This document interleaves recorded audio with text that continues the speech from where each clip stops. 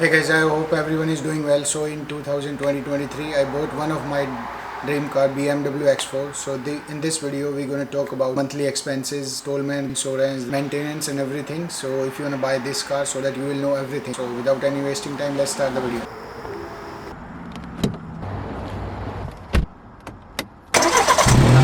Let's first start with why I choose this car. So 2019 में मेरे पास एक Honda civic होती थी।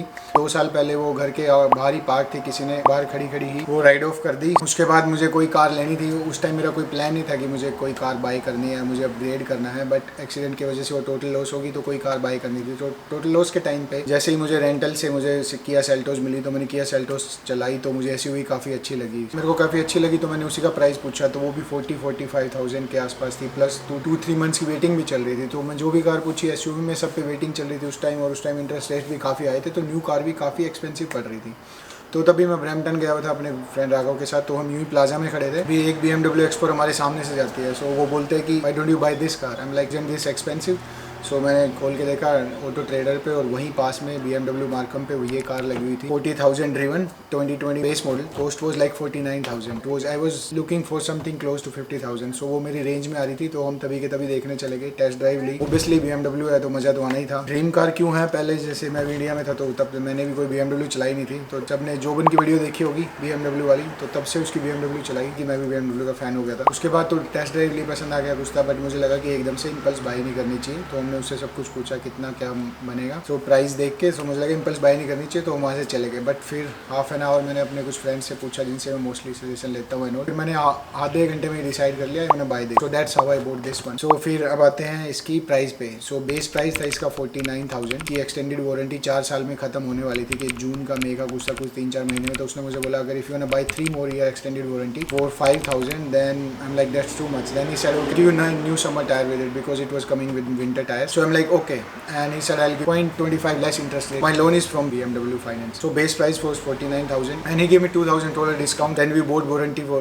5,000, that came to 52 something. Then after taxing and everything the base price was 60,000. तो 60,000 base price आ गया। फिर मैंने 10,000 डाउन दी, जो मेरा पिछली कार राइड ऑफ हो गई थी उसमें से मुझे 16,000 मिला था तो मुझे तो 10,000 कुछ डाल देता हूँ ताकि मंथली कुछ एक्सपेंसेस कम हो जाए। फिर मैंने 10,000 डाउन दी तो प्राइस चला गया 50 पे। तो 50 पे जो लोन हुआ 8.54 के रेट पे, सो टोटल आ गया 65 के हिसाब से 7 ईयर की जो इंस्टॉलमेंट मिली 780 समथिंग बनी टोटल। ये कार फिर 65 प्लस 10 ऑलमोस्ट 75,000 की पड़ेगी मुझे। आई नो इट्स एक्सपेंसिव, को कुछ बोलेंगे इतने में तो न्यू भी आ जाती है and all, but I know new आ जाती है। न्यू 75 से ही बेस स्टार्ट होती है, उसके बाद टैक्सीज वारंटी एंड ऑल तो वो काफ़ी आगे चली जाती है। So this was monthly 782 after 10 down. So उसके बाद बारी आती है कि इंश्योरेंस। सो इंश्योरेंस मेरा सिविक के टाइम पे था 200, ये लग्जरी व्हीकल में आता है तो बढ़ के 350 हो गया। सो मंथली मेरा इंश्योरेंस है 350 एंड उसके बाद आती है माइलेज एंड ऑल। माइलेज मुझे इस कार की बहुत सही लगी, ये बेस मॉडल है तो मे बी उस वजह से हो। सो ये चलती है अभी 1.5 और 6 के अराउंड चल रहा है। सुप्रीम डलता है इसमें $100 के अराउंड इसकी फुल टंकी हो जाती है and in full tank it can go around like 700. So for me it's like I drive too much because my work and all. So for me it's like 400 something a monthly mileage. So you can calculate US too.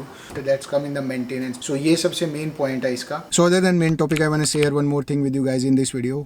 So how I made these decisions कि मुझे starting में एक कोई second hand Civic buy करनी थी, उस time नई car नहीं buy करनी थी, या अब मुझे luxury कार buy करनी है, या अब मुझे अपना business start करना है। तो ये decision मैंने कैसे लिए एक short form में मैं आपको बता देता हूँ। So how to take decision is like always ask someone who come before you. What that mean is अगर आप स्टडी परमिट पे हैं और कोई वर्क परमिट पे आपसे पहले आया हुआ है, सो उसने वो लाइफ ऑलरेडी जी हुई है तो आप उससे वो सजेशन लीजिए। आप उससे पूछिए कि मैं ये डिसीजन लेने जा रहा हूँ सही है या नहीं। आप वर्क परमिट पे है तो आप PR वाले से पूछिए। आप PR पे हैं तो आप किसी सिटीजन से पूछिए। आपको कोई बिजनेस ओपन करना है तो कुछ उस बंदे से बात कीजिए जो वो बिजनेस ऑलरेडी कर रहा है, तो आपको उसके एडवांटेज डिसएडवांटेज बता सकते हैं। सो आपको कोई ना कोई बंदा अपने सर्कल में ऐसा जरूर मिल जाएगा। आपके सर्कल में नहीं है तो आप अपने फ्रेंड्स से भी पूछ सकते हैं। नेवर थिंक लाइक कि कोई आप पे नज़र लगा देगा, कोई आपको खुश नहीं देखना चाहता, कोई आपको बढ़ते नहीं देखना चाहता। जितना आप लोगों से बात करोगे उतनी आप नॉलेज गेन कर सकते हो और आप बेटर डिसीजन ले सकते हो। वो बोला जाता है ना, learn from someone else mistake. तो किसी और की मिस्टेक से लर्न करो, खुद मिस्टेक करके नहीं। सो इससे आप बेटर डिसीजन ले सकते हैं। I think like 9 out of 10 आप बेटर डिसीजन ले सकते हैं अगर आप ये रूल फॉलो करोगे तो। Always ask someone who come before you. So let's get back to the main topic, that's come in the maintenance. So ये सबसे मेन पॉइंट है इसका कि अभी तक मुझे 2 साल हुए हैं और 2 साल में इसमें 2 इशू आ चुके हैं। फर्स्ट इशू था कि इसके शॉकर से कुछ आवाज़ आने लगी थी। सो उन्होंने बताया कि इसके बुश चेंज होने वाले हैं शॉकर के। सो उन्होंने उसका इनवॉइस दिया 25 to 3,000 समथिंग। सो मेरे तो कवरेज थी तो मुझे कुछ पे नहीं करना पड़ा अगर मैंने वो एक्सटेंडेड वारंटी नहीं ली होती तो मुझे वो भी पे करना पड़ता। देन अभी 2-3 महीने पहले उन्होंने बोला कि इसका कूलेंट लीक हो रहा है, तो कूलेंट की अगेन उन्होंने 2000 का इन्वॉइस बनाया, वो फिर मेरा वहाँ से पे ऑफ हो गया। तो ऑलमोस्ट जो 5000 की मैंने वारंटी ली थी उतना तो ऑलरेडी क्लेम हो चुका है। So this is the point I want to say before buying any luxury vehicle. It's not about buying it first or the monthly, it's about its maintenance. You can keep it or not.